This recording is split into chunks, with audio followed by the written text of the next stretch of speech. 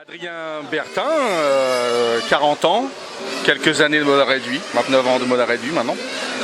Si peu. 2 fois champion du monde, champion d'Europe, quelques fois champion de France aussi.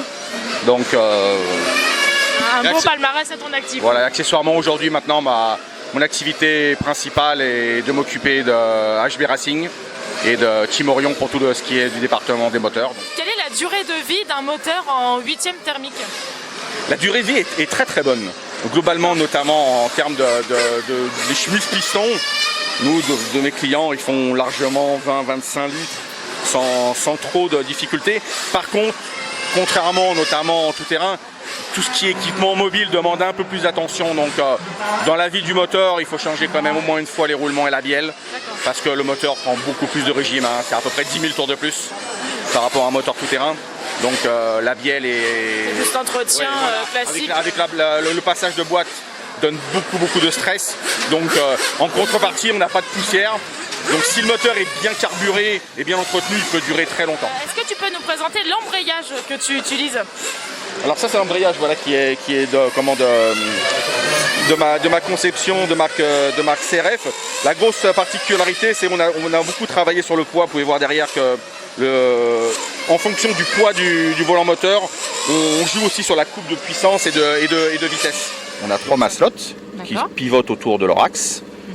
Les maslottes sont à découper et on peut des fois ou pas rajouter du poids pour changer entre guillemets le caractère.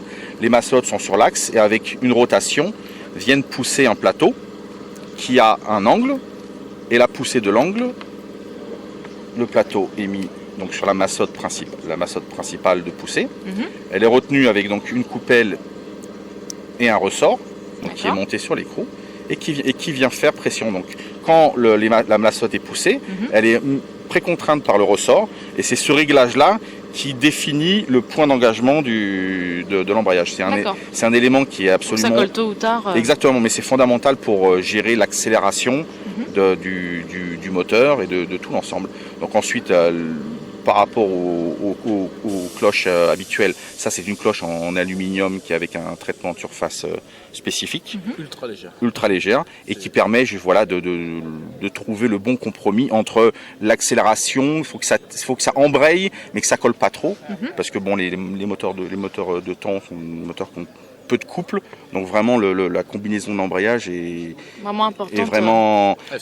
Est vraiment importante. Donc à partir de ce moment-là, on a testé cette configuration l'année dernière, et donc maintenant ça fait partie des options qui sont disponibles pour la voiture. Et c'est une des pièces maîtresses de la voiture. Oui, un embrayage mal réglé, le moteur, même le meilleur moteur du monde, ne fonctionnera pas ça fonctionnera pas. C'est vraiment un élément déterminant, mais voilà, quelque chose qui a été testé, qui dure dans le temps. On n'est pas obligé de changer les maslottes toutes les 5 minutes. Mais ce qui est important, c'est de trouver et de choisir les bonnes matériaux.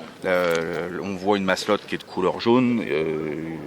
Mais des maslottes de couleur jaune, j'en ai testé 10 matières différentes. On va dire par rapport aux anciens embrayages, ancienne génération, il y a quasiment 15 grammes d'écart. Donc on peut voir les pignons en alu traité, la cloche en alu traité, même le plateau et on va dire essayer d'être allégé au maximum. Donc ça permet de... Voilà, l'embrayage c'est un élément fondamental de la performance. Un excellent moteur avec un embrayage mal réglé, ça sert à rien. Alors au niveau des carrosseries, en fait, j'ai changé la forme de la carrosserie pour essayer d'avoir un peu plus de vitesse en entrée de virage. Le problème, c'est de trouver l'équilibre entre la facilité et l'agressivité. Et du coup, j'ai tenté un réglage un peu différent, mais globalement, le gain en vitesse a plus été, à mon avis, dû à la piste, parce que tout le monde a été plus vite que... Un peu plus rapide qu'aux manches précédentes. Voilà, exactement. Parce que nous, j'utilise donc les carrosseries extrêmes. Donc, en fait, on utilise la base, mon réglage de base se situe donc avec la R18. D'accord. Et ensuite, on a 3 carrosseries différentes où on change la forme avant. À savoir que là, c'est la carrosserie la plus utilisée. Et ensuite, on a une version avec le nez beaucoup plus plat et beaucoup plus fin. Qui est donc celle que tu as utilisée à la dernière manche de qualification. Exactement. Ah oui, il n'y a pas la petite bosse. Exactement. Donc on change la forme en changeant un peu la forme d'appui, une forme un peu plus plate, on récupère de la directivité. D'accord. Donc l'idée c'est d'essayer d'adapter la carrosserie aux besoins de la piste en fonction du feeling et tout. Et là ici, pour être très rapide, il faut avoir un maximum de vitesse dans le virage. Donc l'idée c'est de gagner la directivité sans perdre en facilité de conduite. Évidemment. Parce qu'on a notamment toute la partie centrale. Avec le pif-paf. Un peu le pif-paf, voilà. Donc mon gain s'est effectué un peu sur la basse vitesse, notamment en ligne droite. Par contre, l'auto était un tout petit peu moins précise dans la partie gauche. Donc l'un dans l'autre, l'équilibre a été à peu près le même. Mais alors moi, au niveau des pneus, j'utilise depuis le début la gamme des pneus Matrix. Donc là, c'est ce qu'on appelle les Carbon 5. Chez Matrix, il y a trois types de jantes. Donc on joue sur la dureté de la jante. On a aussi des jantes qu'on appelle flex, où les renforts intérieurs sont beaucoup plus creusés, donc là qui sont plus creusés, qui permettent aux pneus de générer un peu plus de grip. Mais le pneu Matrix sera le pneu officiel du championnat du monde. D'accord. Donc moi, du coup, moi je m'impose de rouler avec cette typologie de jantes et de pneus pour être habitué, voilà, exactement. C'est 32 à l'avant, 35 à l'arrière. Nos petits doigts nous disent que tu as plein de nouveautés à nous présenter, notamment au niveau de ta voiture et de tes produits de compétition HB Racing.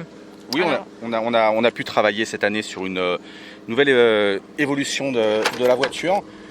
L'axe principal, ça a été de rendre la voiture plus facile. Donc la première des modifications importantes est une nouvelle géométrie du train arrière.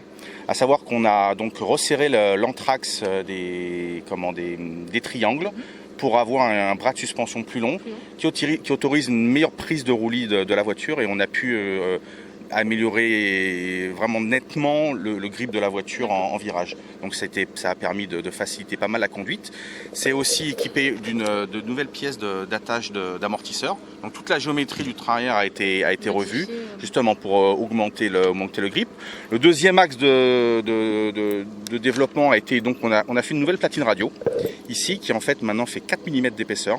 D'origine, dans l'ancienne version, c'était 2,5 mm.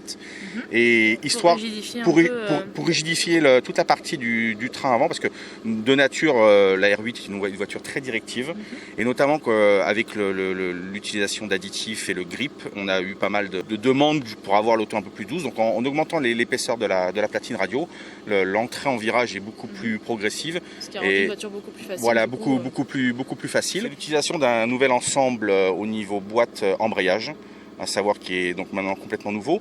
La boîte est une boîte avec un module de 0,8, donc qui autorise un meilleur rendement de transmission, on a de meilleures accélérations. Ça aide aussi notamment pour la consommation, même si ça fait absolument pas tout. Mais ce qu'il faut savoir, c'est que l'ensemble de boîtes de vitesse, disques de frein, l'axe aussi, plus ça, est 30 grammes plus léger que la version d'origine. Donc on a beaucoup amélioré la légèreté des masses en mouvement, ce qui fait qu'en termes de rendement moteur, on a eu vraiment de gros gains.